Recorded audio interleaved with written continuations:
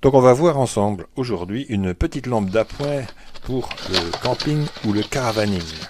Alors on va voir ce que contient le paquet. Un mode d'emploi, il n'est pas inutile de le lire avant de commencer parce que sinon on va se faire piéger sur le fonctionnement. La lampe et son câble de chargement.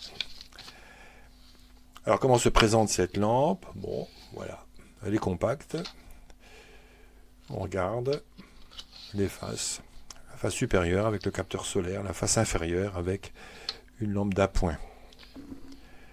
Alors, le petit interrupteur ne sert qu'à actionner la lampe torche de la base. Voilà.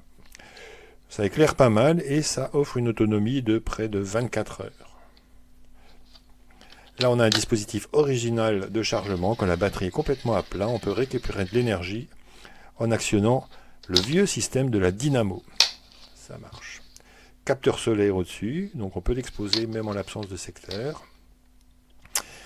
Alors, avant de partir, on va le charger complètement la batterie sur le secteur d'électricité grâce au câble micro USB. Alors, on apprécie le fait que on peut récupérer l'énergie de la batterie pour recharger un smartphone grâce à la prise USB qui est fournie ici. Donc là, on met le téléphone dessus et ça permet de téléphoner en cas d'urgence.